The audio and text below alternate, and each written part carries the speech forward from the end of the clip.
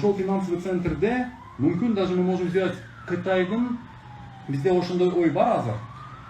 Бирөөсү там 100 гектар Кытайдын ичинде полностью предприятиялар, фирмалар, ресторан, отелдер Кытайдын. 100 гектар Япондун, 100 гектар Арабтын, 100 гектар там француздун шаарча болушу мүмкүн да, шаарчаларычы. Бишкек ситилерден 200 гектардан 100 ичинде болот, 100 ошондой болот, мүмкүн 100 или 50 болуп калат. И ошондой мүмкүн целый китайский сити кылсак болот, China City.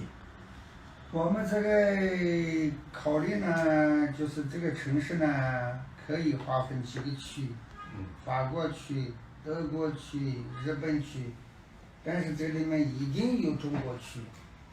给你划一块地，在这个地方，根据你的想法就给你，你要建大学也可以，建工厂也可以。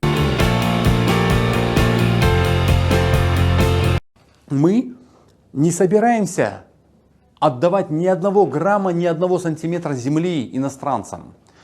Только на правах будет того, что ты построй, получи прибыль, мы построили, продали и получили прибыль. Прибыль поделили государству N на количество прибыли и инвестору N количество прибыли.